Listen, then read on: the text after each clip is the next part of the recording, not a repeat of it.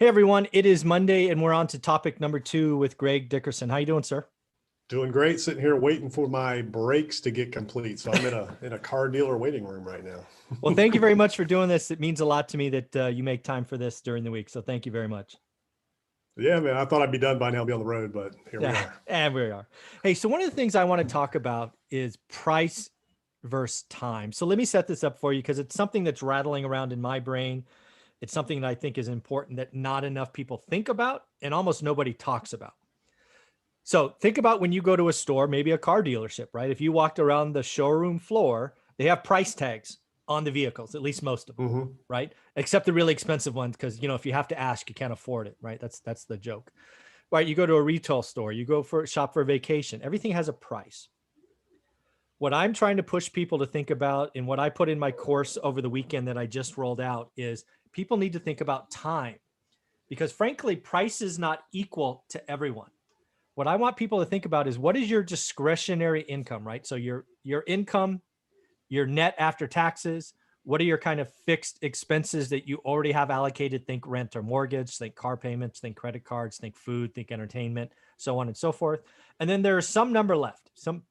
For some people, it's razor thin. For some people, it's gargantuan. But what I want people to realize is that is the only number that you should consider when you're thinking price. Because let's just say you made 5,000 net, you spend 2,500. If you want to go buy a $2,500 vacation, it's worth 1 month's salary, right? Or 1 month's discretionary income. So I'm trying to push people to think price, because too many people, think time, right? How much time does that $2,500 vacation? And the answer is, it takes me 1 month of effort. It takes me 1 month of work to afford this vacation. And if you take that same vacation, that's $2,500, and you only have $1,000 left over, it actually takes you 2.5 months of work to pay for that vacation. So that's what I mean by price and time. I want more and more people to think about, what do I have left over? Because it's only those discretionary dollars, which I call freedom dollars, that you can make choices with. All the other stuff is spent on day one of a year or day one of a month.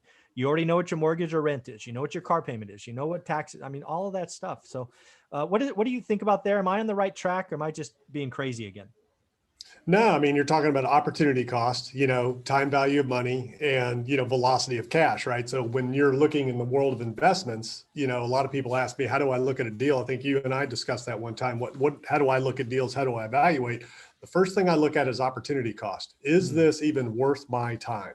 Let's say you can make $100,000 on a deal or $1 million on a deal.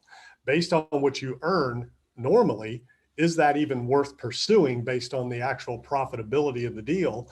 And then you got to look at, so that's opportunity cost, okay? Because I only have so many hours in the day. There's only so many things that I can literally do in a day. And this is one of the things that I help my clients with more than anything else. It's the one thing, right? So it's like people talk about 80-20, 80% of your results coming from 20% of your efforts.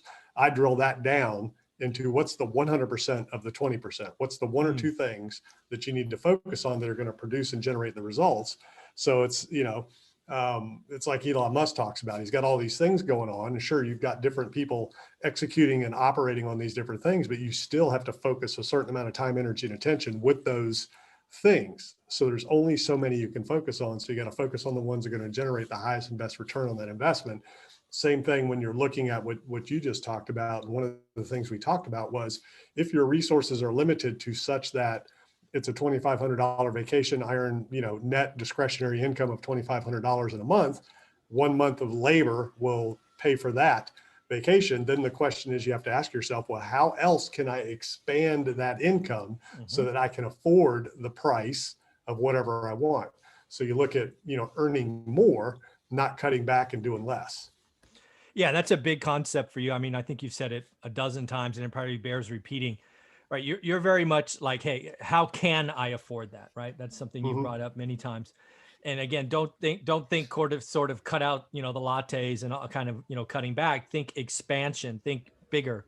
That's a very big Yeah, how part can of I you. afford it? And that's the Kiyosaki, that's one of the nuggets in the book is, get assets first that will pay for the things that you want later. Yeah. And that's something I'm really trying to push people to think about. And again, when I create a course or I think about anything I do, I only talk about things that have been important to me in my journey to wealth. Mhm. And that was a big one early on is I still remember walking into the kitchen, where at the time my mom would pay bills. My mom paid the bills in my family, and just watching her be stressed out. Mhm. I knew she was stressed out. I knew it was because of lack of money, but I never appreciated how close my family was living to the edge, right? Because there wasn't enough discretionary income for the extras in life, let alone the extras, just the emergencies. The emergencies would Yeah. just wipe us out, right? A flat tire, for example, a health scare, for example. And that's where I want people to realize that discretionary number, that's where all the decisions are made. You can talk about Mhm. making $5,000 a month, but if you're spending 4,800 a month on everything else, you really only have $200 to talk about. Yeah, yeah. And it's, and to take it one step further, as an entrepreneur, I'm a job creator. So, I've always created jobs, had employees, that's been my lifelong career history. That's what I do. It's what I've done. So when I look at salaries, that I'm paying somebody, I look at it differently than the employee looks at it. So an employee looks at salary, this is what I get for showing up in exchange for the services I provide to the company. What I look at is, you know, and this is what I would always explain to my employees, especially if they came to me for a raise, it would be like, okay, do you understand how much business I have to generate, how much risk I have to take just so that your salary can be paid? So you have your salary, then you've got the taxes and all that stuff that you have to match on top of it, plus the benefits and all the other things that go along with it. So an employee that's making 5,000 a month that I'm paying, it's probably actually costing me 7,500. So in order to pay that, I have to generate $100,000 in revenue to be able to pay somebody, or whatever it is, a Mm-hmm. month, to be able to pay that 7,500, after all other overhead costs and things like that are factored in the equation. So, each employee becomes a revenue center. When you have that discussion with somebody, the light bulb really goes off, because then it would always turn it back to say, okay, I understand that you feel like you want more, you feel like you should get paid more. Why is that? And it would always be, well, I've been here however long. And I said, okay, well, that's great. I said, what have you done differently today than you did, a year ago when you started? What are you doing different? How are you bringing in the extra income? I just showed you how much it costs to employ you. How are you going to bring in more and expand so that I can pay you more?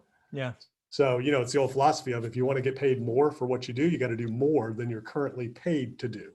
So you got to do the work first, then it comes later. Yeah, so I want to take that one step further, and that's kind of the employee to you. I'm just wondering, in all of your businesses that you've run, I have to imagine, we're going to see where this goes. I have to imagine at least once there was some employee who was just killing it, again, expanding your business, that you actually went to and said, "Hey, you're doing a killer job. You're doing, lights out things. I'm going to give you a raise or a bonus or a one-off or whatever you want to call that as an entrepreneur." So again, people that do more than that are expected to do more than they were getting, they see the return of that. Is that true?